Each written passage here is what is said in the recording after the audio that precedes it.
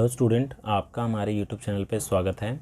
आज के इस वीडियो में हम क्लास 9th की मैथ्स की वर्कशीट नंबर 6 के बारे में डिस्कस करेंगे। तो आइए स्टार्ट करते हैं अपने इस वीडियो को। तो आज हम इस वर्कशीट में पढ़ेंगे वृत्त संबंधी पद एवं प्रमेय। ठीक है, तो आइए स्टार्ट करते हैं। तो सबसे पहले हम देखते हैं कि वृत्त होता क्या है। एक तल पर उन सभी बिंदुओं का समूह जो तल के एक स्थिर बिंदु से एक स्थिर दूरी पर स्थित हो, एक वृत्त कहलाता है। स्थिर बिंदु को वृत्त का केंद्र कहते हैं और स्थिर दूरी को वृत्त की त्रिज्या कहते हैं। ठीक है, तो ये आपको पता है कि सर्कल क्या होता है। अब देखते हैं कुछ टर्म्स हैं, कुछ संबंधित पद हैं जिसके बारे में आपको पता होना चाहिए। तो आइए देखते हैं कौन कौन सी हैं। तो सबसे पहला हमारे पास है चाप। चाप किसको कहते हैं? वृत्त पर दो बिंदुओं के बीच के भाग को चाप कहते हैं। तो यहाँ पर आपको दिख रहा होगा एक सर्कल है। तो यहाँ जैसे ये पॉइंट हो गया P पॉइंट और ये पॉइंट हो गया Q। तो ये आपको जो कलर वाली लाइन दिख रही है ये हमारा क्या होता है? चाप होता है। दूसरा है हमारा जीवा। जीवा किसको कहते हैं? वृत्त के एक बिंदु से दूसरे बिंदु को मिलाने वाला रेखाखंड वृत्त होता है, वृत्त की जीवा कहलाता है। ठीक है, तो यहाँ पर A और B पॉइंट है। ठीक है, अगर मैं इसको मिला दूँ, ठीक है, तो ये जो लाइन होगी AB, ये क्या होगा? ये इसका जीवा होगा। ठीक है, और केंद्र से गुजरने वाली जीवा व्यास कहलाती है। ये आपको पता ही है कि अगर कोई सर्कल है, ठीक है, केंद्र से अगर कोई लाइन जा रही है तो उसको हम व्यास बोलते हैं और ये सबसे बड़ी जीवा भी होती है। ठीक है, आगे देखते हैं त्रिज्याखंड क्या होता है। चाप के दोनों सिरों को केंद्र से मिलाने वाली त्रिज्याओं और चाप के मध्य क्षेत्र को त्रिज्याखंड कहते हैं। ठीक है, तो यहाँ पर बोला है कि त्रिज्याखंड की बात हुई है। ये देखो त्रिज्या है और ये भी एक त्रिज्या है। ठीक है, और यहाँ से जो येलो पार्ट पूरा आपको दिख रहा है ये पूरा क्या होता है? त्रिज्याखंड होता है। ठीक है, उसके बाद आता है वृत्तखंड। वृत्तखंड क्या होता है? जीवा और चाप के मध्य क्षेत्र को हम वृत्तखंड कहते हैं।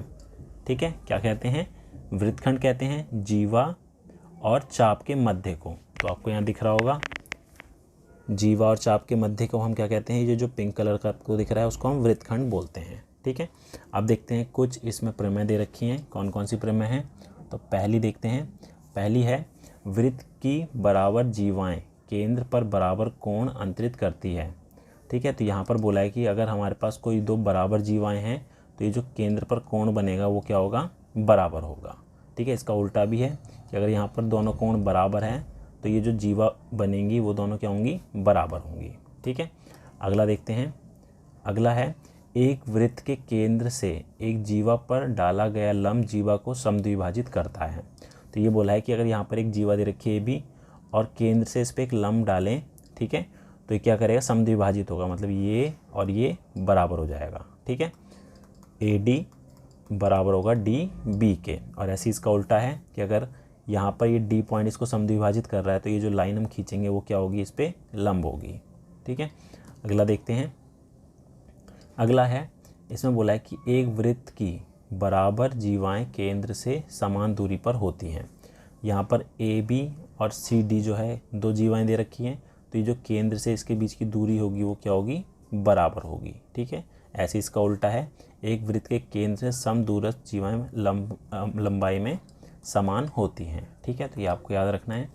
ये आप सब सारी चीज़ें 9th क्लास में पढ़ चुके हैं। अगला है एक चाप द्वारा केंद्र पर अंतरित कोण वृत्त के शेष भाग के किसी बिंदु पर अंतरित कोण का दुगना होता है। ठीक है, तो यहाँ पर ये बोला है कि जैसे ये कोई कोण है, ठीक है, ये 20 डिग्री है, तो ये जो बाहर वाला होगा इसका 40 डिग्री होगा। ठीक है, तो इसका ये डबल होता है। ठीक है, और आगे बोला अर्धवृत्त में बना कोण समकोण होता है। जैसे कोई अर्धवृत्त है, ये सर्कल है, सेंटर से लाइन अगर पास होगी तो ये अर्धवृत्त में हो जाएगा। तो यहाँ पर जो कोण बनेगा ये हमेशा 90 डिग्री का बनेगा। ठीक है, अगला देखते हैं। अगला है यदि किसी चतुर्भुज के सम्मुख कोण के एक युग्म का योग 180 हो तो चतुर्भुज चक्रीय होता है। अब चक्रीय चतुर्भुज क्या होता है? यहाँ पे सर्कल है, इसके अंदर एक चतुर्भुज बन रहा है। ठीक है, तो ये एक चक्रीय चतुर्भुज होता है और इसके जो सम्मुख कोण होते हैं, आमने सामने के जो कोण होते हैं उनका सम क्या होता है? 180 होता है। अगर ये 70 डिग्री है तो ये 110 डिग्री का होगा। ठीक है, तो ये आपको याद रखना है। अगला है एक ही वृत्तखंड के कोण बराबर होते हैं। अब यहाँ पर है एक ही वृत्तखंड है, जैसे ये ए पॉइंट होगी, ये बी पॉइंट होगी, यहाँ से एक कोण बन रहा है ये ए वाला, और ये ए से और बी से एक कोण ये बी बन रहा है, तो ये दोनों जो एंगल ए और एंगल बी होंगे बराबर होंगे। अगर ये हमारा 60 डिग्री है तो ये भी क्या होगा 60 डिग्री के, एंगल ए बराबर होगा एंगल बी के 60 डिग्री के। ठीक है, तो ये आपको याद रखना है। अब देखते हैं वर्कशीट में हमें यहाँ पर कुछ क्वेश्चन दे रखे हैं, उनको करते हैं। नेक्स्ट देखते हैं हमारे पास जो यहाँ वर्कशीट में कुछ सवाल दिए हुए हैं उसको सॉल्व करते हैं। तो पहला है वृत्त की सबसे बड़ी जीवा होती है, तो सबसे बड़ी जीवा को हम क्या बोलते हैं, व्यास बोलते हैं। ठीक है, ये आपको पता होना चाहिए। अगला है जीवा और चाप के मध्य क्षेत्र को हम क्या कहते हैं, वृत्तखंड बोलते हैं, तो यहाँ पर आ जाएगा हमारा वृत्तखंड। ठीक है, अगला है त्रिज्याखंड चाप के दोनों सिरों को केंद्र से मिलाने वाली त्रिज्याओं और डैश के मध्य का क्षेत्र होता है, तो यहाँ पर जो आएगा ये आ जाएगा हमारा आर्क आ जाएगा। ठीक है, आर्क को हिंदी में क्या बोलते हैं, चाप, चाप के मध्य का क्षेत्र होता है। ठीक है, चौथा है हमारे पास दी गई आकृति में BOC एक वृत्त का व्यास है और AB बराबर AC है, तो एंगल ABC क्या होगा। ठीक है, तो हमें यहाँ पर एक फिगर दी हुई है, उसको देख लेते हैं। हमें यहाँ पर एक सर्कल दिया हुआ है, उसके अंदर एक ट्राइंगल बना हुआ है। ठीक है, और ये बोला है कि जो AB है वो AC के इक्वल है, ये दोनों बराबर हैं। ठीक है, तो यहाँ पर ये जो एंगल होगा ये तो 90 डिग्री होगा। ठीक है, तो एंगल A जो है वो तो 90 डिग्री हो गया। ठीक है, और ये दोनों लाइन अगर बराबर तो एंगल भी बराबर होंगे, ये x है तो ये भी x होगा, तो x प्लस 90 बराबर 180 होता है, तो हमारा 2x बराबर 90 हो गया, तो x कितना आ जाएगा 45 डिग्री। ठीक है, तो चौथे का आंसर हमारा 45 डिग्री हो जाएगा।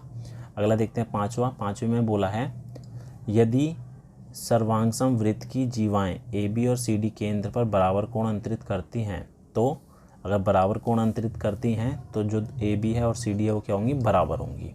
ठीक है, छठा है AB और CD केंद्र O वाले वृत्त की दो बराबर जीवाएं हैं, जैसे ये फिगर दिख रही है, ये और ये बराबर है। एंगल AOB जो है 80 है, ये 80 है, तो हमारे ये वाला भी क्या होगा 80 डिग्री होगा। ठीक है, तो यहाँ पर आएगा 80 डिग्री। ठीक है, तो ये थी हमारी वर्कशीट नंबर 6। उम्मीद है आपको हमारा वीडियो पसंद आया होगा। Thank you.